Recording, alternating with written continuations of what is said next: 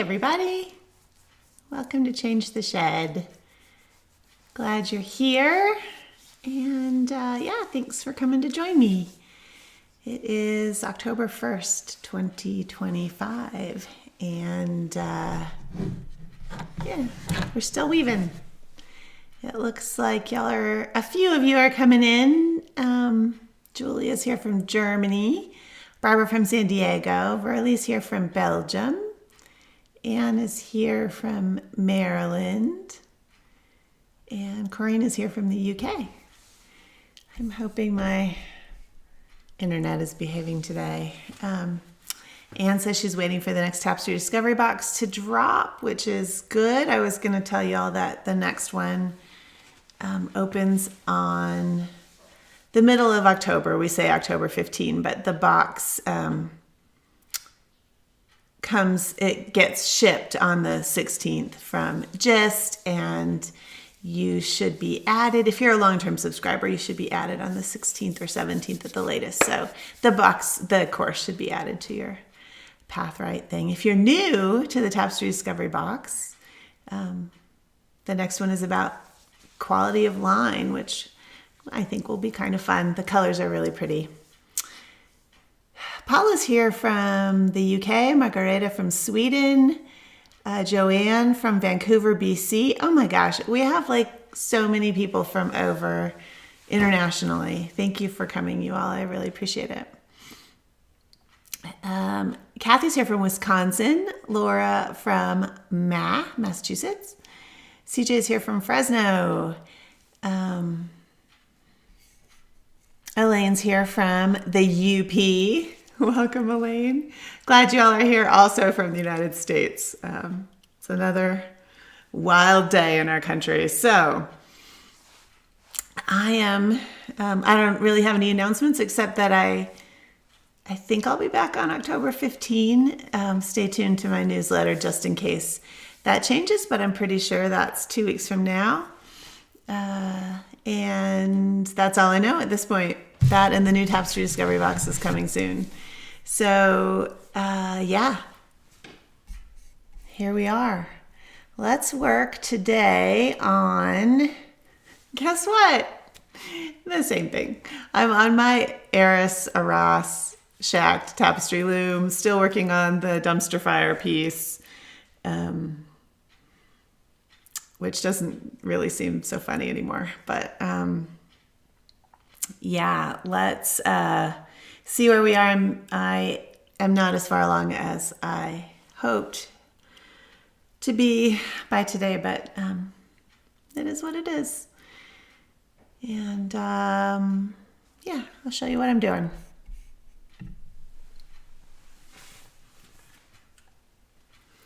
So actually, if you're new here and you haven't seen this cartoon, I'll just show this again. Here's the cartoon and it's woven from the side. So I'm just starting the bottom of that first wheel of the dumpster.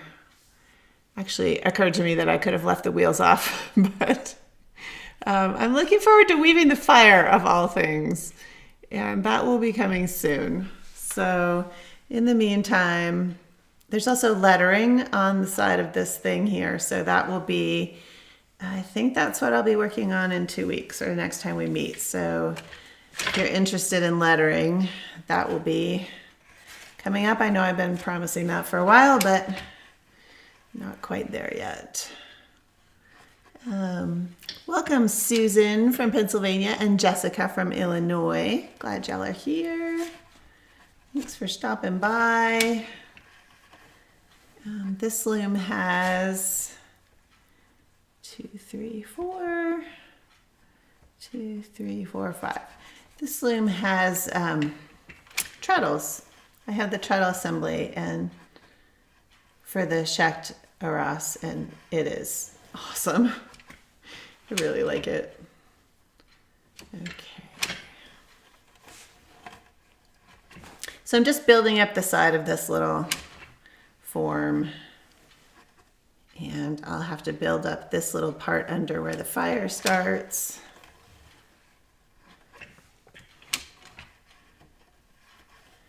And then I'm thinking I will try an outline here. Let's see.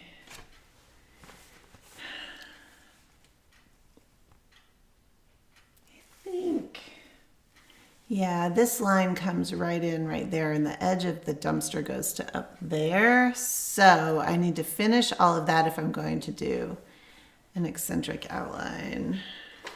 Let's cut this off.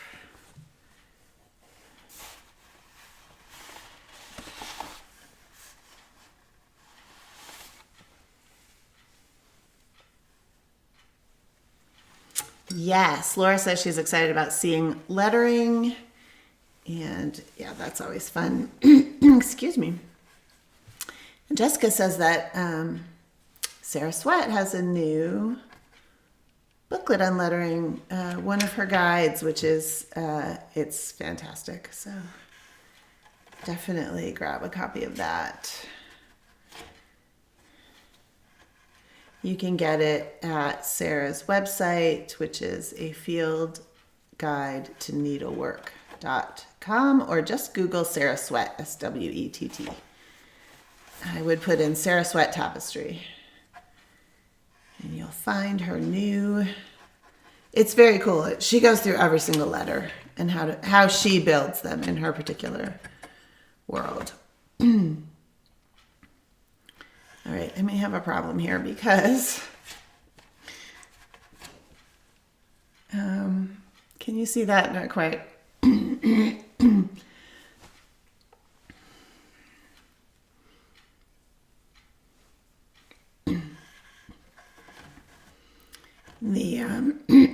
This comes over the top of this mountain form, which I haven't woven yet. So let's see what we can get away with here.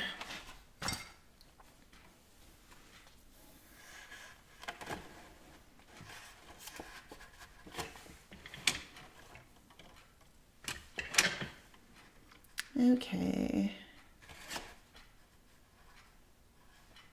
Is that 2, 3? Just trying to figure out how to make this angle.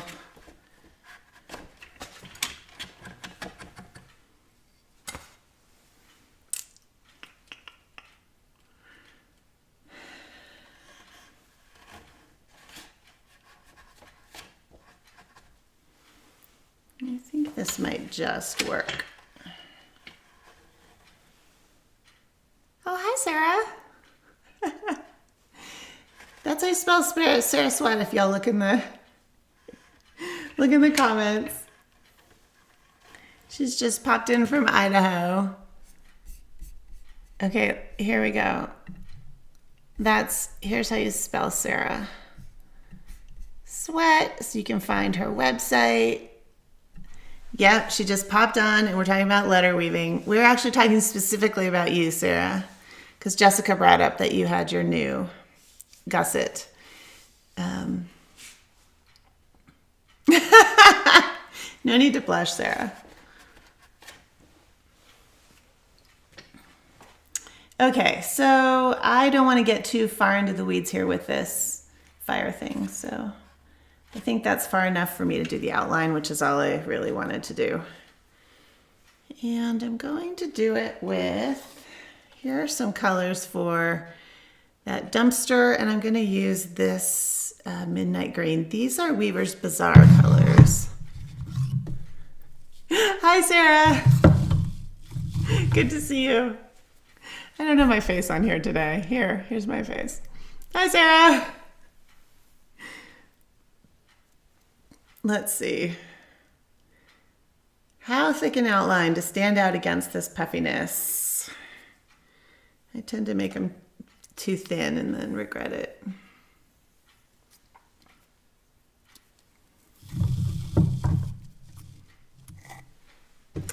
Okay. So let's see. I feel like I could better center this as well. All right, I'm going to run this outline from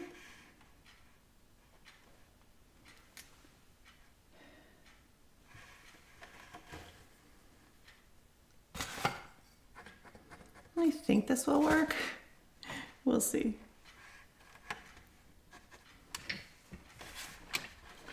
If not, I'll have a great example for the next Tapestry Discovery box about line. I need a sample about a particular thing, and this would be it. Outlining things that are two-stepped. Oh, you know, I could do, here's the thing, I could do the outline in the 16 EPI. That's probably would be smart. Hold on, I'm just gonna fuss with this camera again, sorry.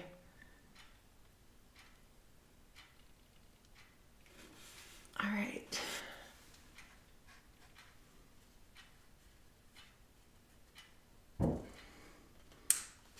Okay. 16 EPI or 8 EPI? Let's see what it looks like at 8.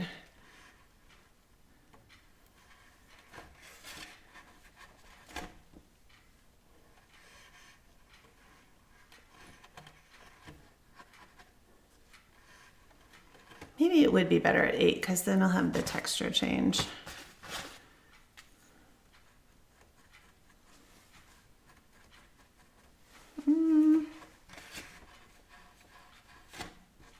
Then again, will my, I don't know.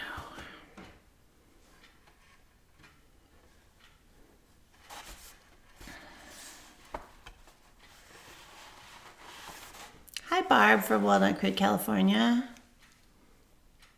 Aw, Laura, you're so sweet. She's given Sarah and I compliments. We appreciate it when we can be inspiring. It's not every day. We can't be inspiring every day, but we try, right, Sarah?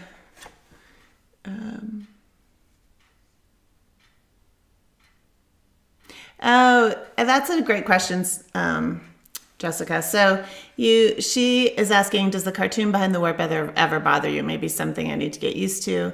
I like putting my fingers behind the warp. I had something that... So I don't use the cartoon behind the warp like a lot of tapestry weavers do. I draw on, so this is a piece of gray paper behind the warp. This cartoon is here so that I can reference it if I need to. And I have, you can just see in the picture of me that there's a thing right here. That's the cartoon that I can glance at. What's behind the warp is what I'm drawing on with, but I don't leave it like that visually because it is very confusing. Some people hang it so that it's exactly as a reference and it's exactly where they need to be, and then they don't dot the warps on, and that isn't how I work.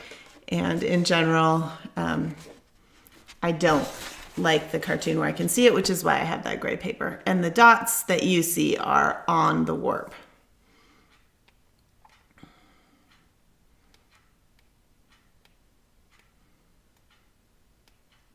That's funny that Jessica said she just had a Chewy ad.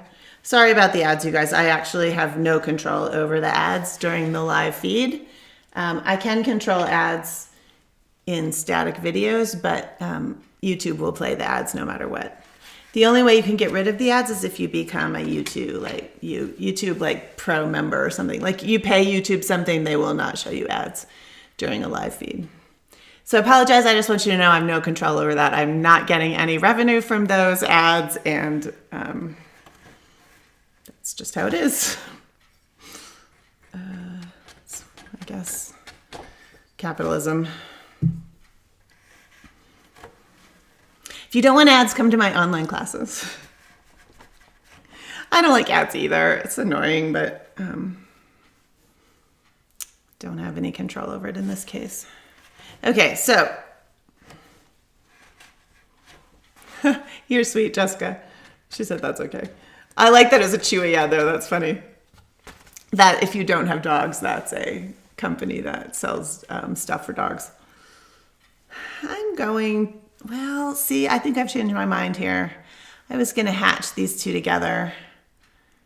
But now I feel like maybe I'm not going to do that.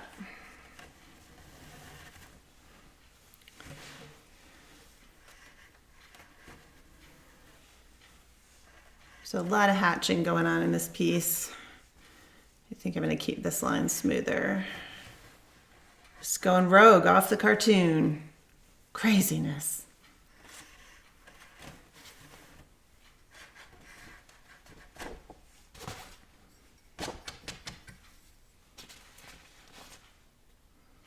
Yeah, Jessica says, can't you monetize your channel? I do monetize my channel. That's why you see ads when you watch a replay. But I don't have any control over the live feeds. They'll show you ads whether I monetized it or not.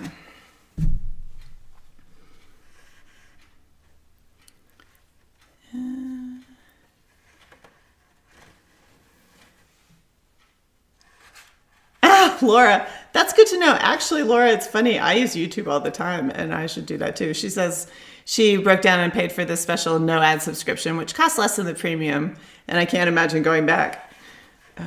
I do a fair amount of stuff on YouTube, so I might have to follow you down that road, Laura.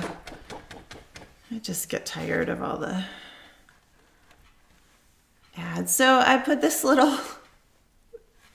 I don't know. Now I feel like I should have. I'm second guessing myself today. I'm sorry. I put a little, you know how dumpsters have wheels on the bottom, and I don't know. Let's just keep going and not worry about it. That's what that gray blob is.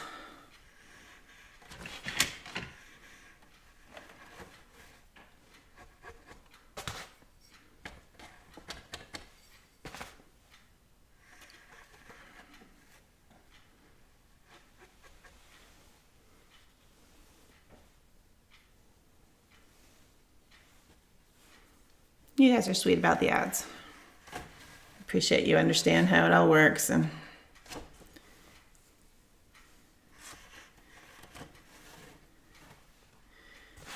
they are annoying.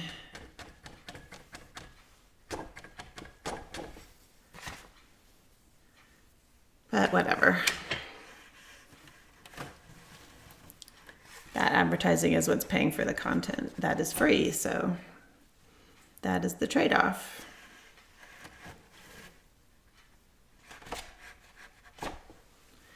All right. I'm just going to let this line sit here for a minute while I feel into it and see whether I can handle it or not. While I work on filling this in, I really intended to have this filled in before today, but here we are. So I split that one. Can you see that there? Yeah. I split that warp for the last one, and now I'm going to put them together. It's probably not clear, but that'll be the bottom point of the dumpster.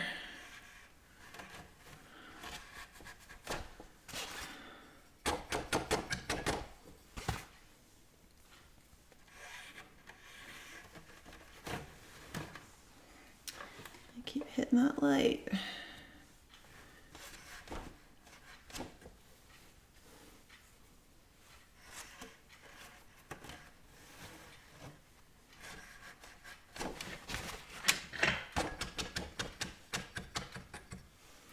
So this little gravel patch, I'm thinking I will just sort of step this up here a little bit. I think it'll be fine.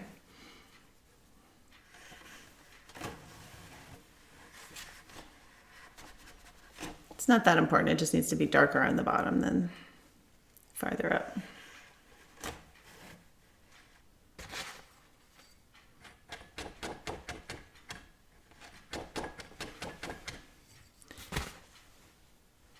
I am definitely not the master of realism that Sarah has been in her past Tapestry lives, nor am I going to try to be. It's probably as close as I'll come, these sort of cartoon things. They're fun to weave though, I have to say. And if it's kind of a cartoon, it doesn't have to be perfect.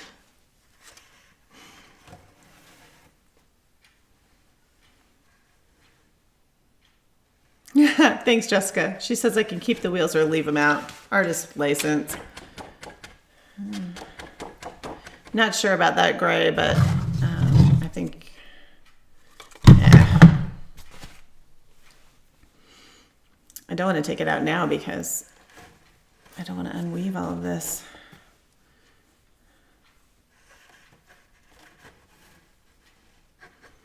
If I unweave, we'll never finish this thing and move on to something else.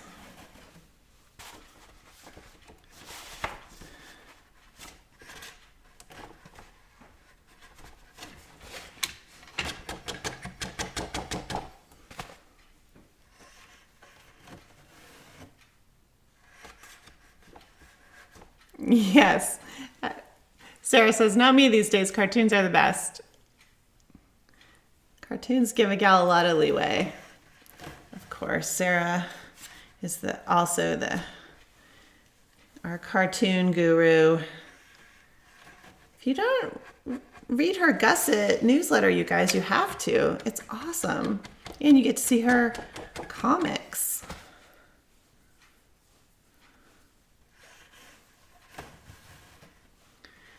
I'm guessing most of you read the Gusset faithfully.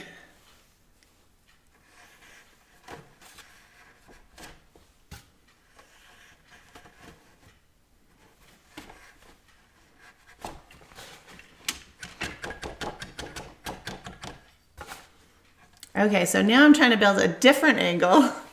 Here's the thing that I tell you never to do in my classes when I'm talking about angles. I always say you have to know what the angle is and you have to know how to build it if you want it to be straight. And here I am totally winging it. I mean, I have an idea because I use this yarn a lot. I have an idea that I need 2 sequences for each of the steps to get this angle.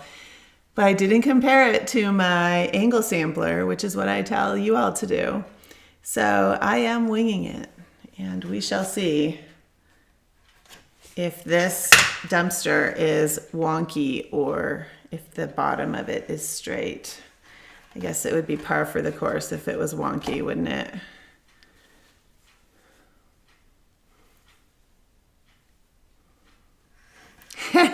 And good question. She says, what would you tell a student if they second guess themselves? You know, I often tell people not to unweave because I see so many students just get stuck on something. They don't feel like it's perfect. And I'm also tend to get stuck on it's not perfect. And of course it's not perfect. This is fiber. It's never perfect, whatever perfect is. So I would probably tell a student to just leave it and see what you think. And then on the next piece, you can change it. Well, I'm never weaving something like, I mean, this is not something I'll ever weave again, but I think it'll be fine. I'm going to leave it. Thanks, Anne. I feel better.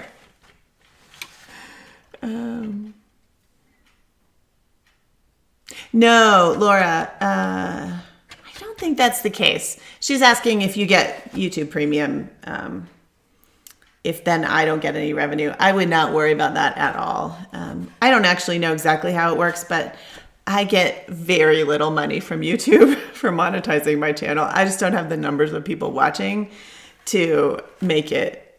So it's just not a thing. Like, if you want to support me and this, Change the Shed, Patreon is the way to go. The ads on YouTube are just like pennies. So don't even worry about that. If you want to get the ad-free thing, do not worry about. I was only going to get a few cents anyway, and maybe I still do. I don't really know how it works. So, but that's very sweet to think about that. Oh yeah. Barb says if you don't read the Gusset, you'll miss Walks with Beryl, which is the best. I always laugh at the Walks. Beryl is Sarah's dog, Sarah Sweat.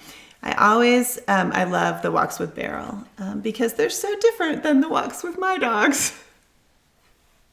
I have 2 little Dachshunds and they are hound dogs. And so when we go walking, it's for sniffing. It's not for actual walking. I used to have a dog more like Beryl that would just walk and walk.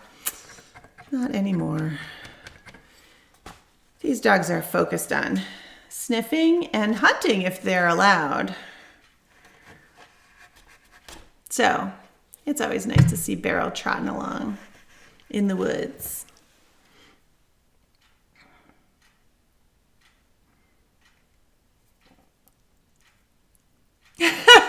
Sarah, that's awesome.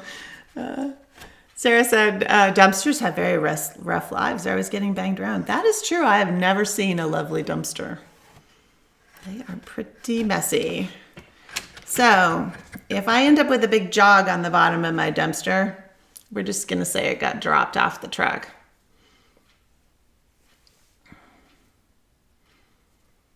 I love it when you guys are chatty. That's nice. Sometimes I feel like it's a little bit of a weird format because I'm just speaking into the emptiness of the internet. So it's always good to have people connecting. Okay. Okay.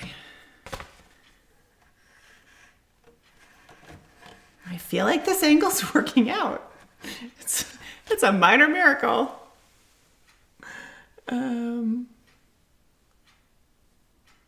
Oh, that's actually a good suggestion, Jessica. When you're thinking about unweaving stuff, this is something I should talk about in the online classes too. Take a picture before you unweave it, because then at least you remember what it looked like. If you change your mind, you want to try something else, take a picture before you unweave it so that you can compare. I think that's a great idea. Otherwise, we just don't. I just am thinking like learning from what you did down the road. Would it be better if you had a documentation of what you did that you tore out? I like it.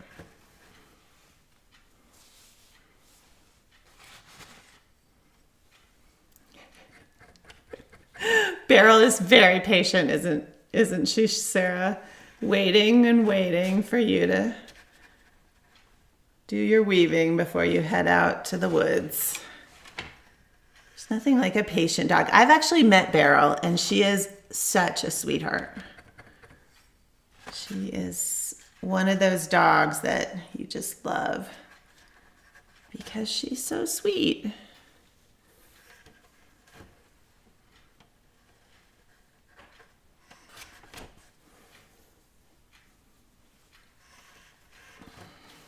Kind of liking this mix down here for it's like a gravel road or driveway or something. This one sort of greenish color in there is kind of nice. It's always good when you pick the perfect gross color it's not a gross color, but when you pick the perfect color for the, wow, my words are failing me, so I apologize. I am running out of this, and I don't know what it is, so let me see. I think it's a mix. I did not have this little card thing that I made. Some of you remember if you've been watching this for a while. And so here's the road mixes, but I didn't actually say what the mix I was using is. So here's a tip. If you make a card like this and you write road mix, various combinations, go back and actually put the combination down that you used when you actually did the tapestry. I'm pretty sure it's one of these and two of these. Yeah. It's always good to have notes. Notes that are helpful. Okay, so this is the Swedish Faro, which I'm using because it's the natural. So it's a modeled yarn naturally, which is what I wanted for this. Whereas the Harrisville Color Singles I usually use, which is most of this other yarn, is immersion dyed by me, so it will never get that look. Let's see. I don't have, I'm always trying to guess how much more yarn I need. Don't have that much more of this color, but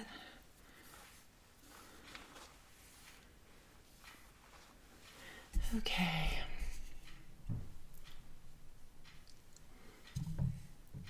Oh no, Beryl won't pee in your tiny backyard. Oh dear.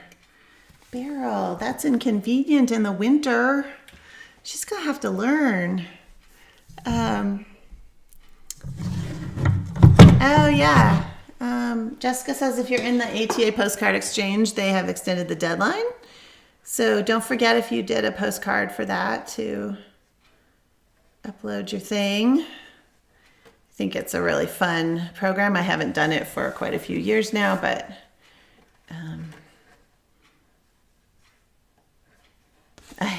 there are some really great postcards, little tapestries that come out of that. I like the idea of, sharing them with someone else. It's really fun. Laura, the other thing I've started doing with samples is not weaving the ends. Actually, I see what you're saying. That I do that too. If you don't weave in the ends of your samples, you can tell what colors they were. So, especially if color is important, would be why I would do that myself. Okay.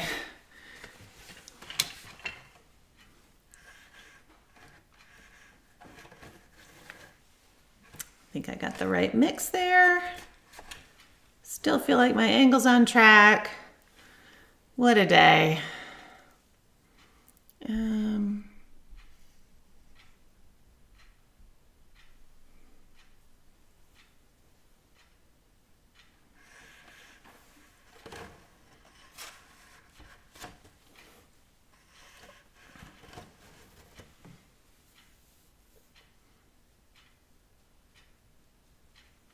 Oh, that's a good point too, Anne. Yeah, so Mary said you can, you can decide, if you have a picture, you can decide whether you're going to unweave the second, try and go back to the first. Or something that I have done is unweave and go back to what I think I had done before, like unintentionally. Anyway, having a picture is a good record.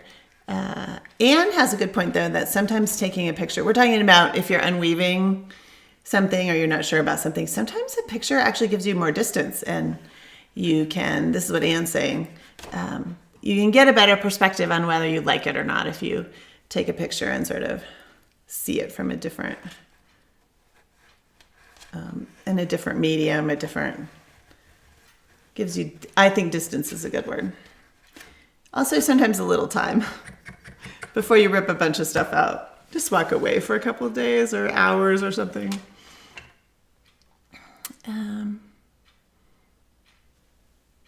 Yeah.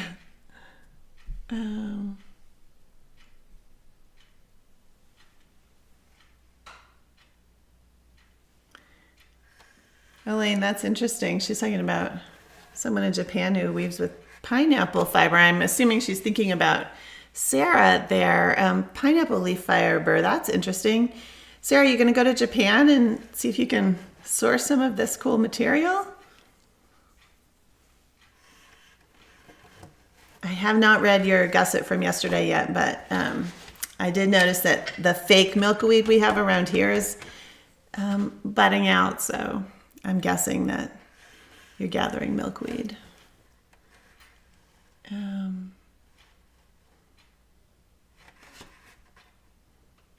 Oh, that's Jennifer. I've been wondering about those Mirex trays.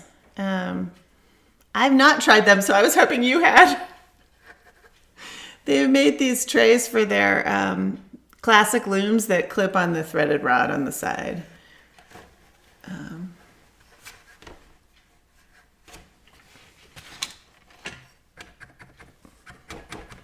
It's always nice to, this loom, you can't see it, but this loom has one of those trays. I think Shact uses them on their floor looms, but it's got like two dowels and then a piece of fabric to hold tools in. It's very handy. But of course, that's partly, I think that's because this is on the stand. I don't think you could use this if it wasn't on the stand. Okay, let's see.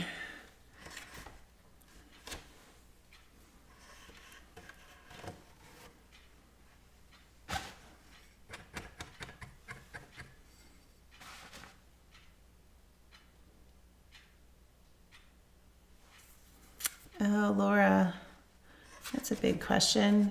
It's not a big question, it's a great question. She's looking for a good tapestry weaving yarns that are the equivalent of Harrisville, Do you mean array? I think you mean array, but that comes in small amounts like needlework yarn. The only one I can say for sure is Colonial Needle. Now makes Patternayan. It's not called Patternayan anymore, but they're sold on little cards. I actually think Merrick sells some of them.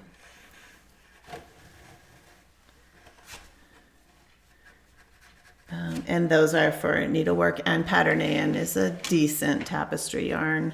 It's not quite as thin as Array. If you pull it apart, I'm thinking of also, unfortunately, this is not the original Patternayan option that came in a single strand. Doesn't come that way anymore. It comes in 3 loosely plied strands, which I think they're intended to pull apart. It's kind of a pain if you're weaving something large. But the company is Colonial Needle. If anybody thinks of any others, mention it.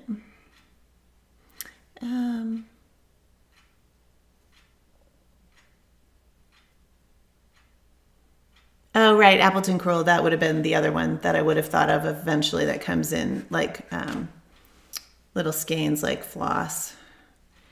All right,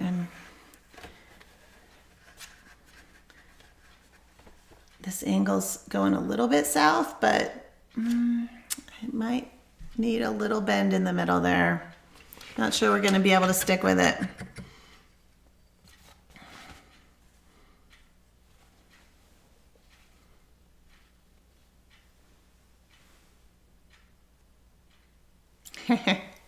Dog bane. I don't even know what that is, Sarah. You're always looking for material. I'll look it up.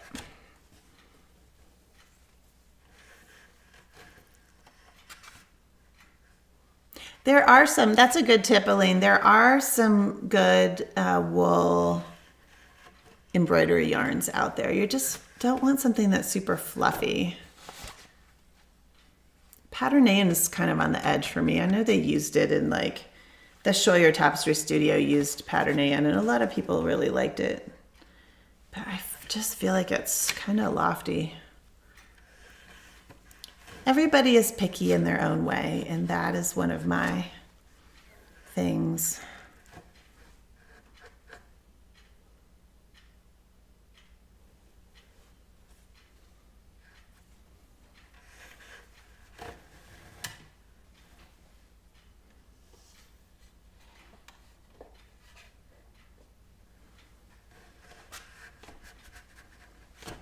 Awesome. Yeah, Anne said she used fringeless for her tapestry postcard. I think that the fringeless for salvage method that Sarah teaches a class about, Sarah and I teach a class about, is really great for small format stuff, but especially for postcards, because then you don't have any like hems or weird things on the edges.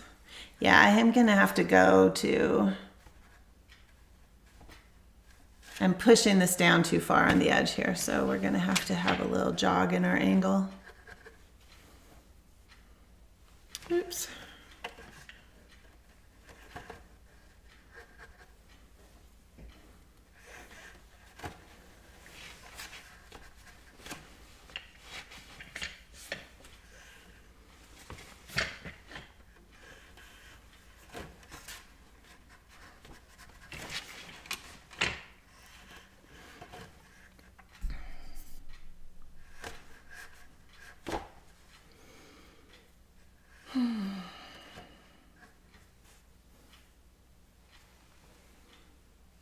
Okay, what did I do?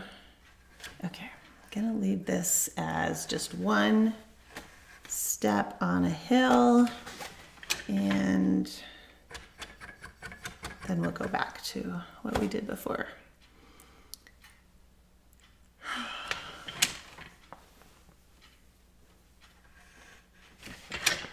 Keep changing the shed twice.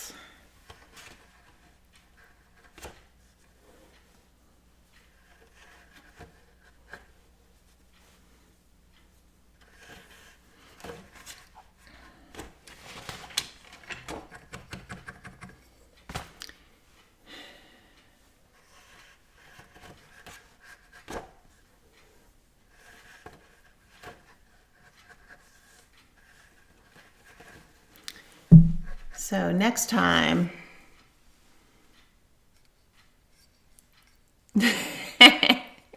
I'll be working on this dumpster. I'll be weaving letters, but my method of weaving letters, thus far, I have not worked through Sarah's new guide yet, but these are also at a weird angle. In these pieces, it's supposed to be sort of like graffiti, so my method of weaving letters is just to treat them like shapes. And I should be working on those next time, which should be in 2 weeks, barring who knows what in life. All right, well, actually did get a fair amount of weaving done today, though I intended to have this done before. I still think maybe that line's going to be okay, but I don't think I'll know until I start filling in the center there, so stay tuned. Yes, Elaine, the dumpster will be in 16 EPI. And thank you, Sarah. She was saying it amazes her how I can talk, weave, keep track of things, and read comments. Sometimes I'm not that good at it, but that's all right. This whole program is intended to be fairly casual. So I assume y'all will forgive me when I have had to rip things out later because, well, it's going to have a tiny curve in that line. You probably can't see it in the angle where the camera is, but let's see. So,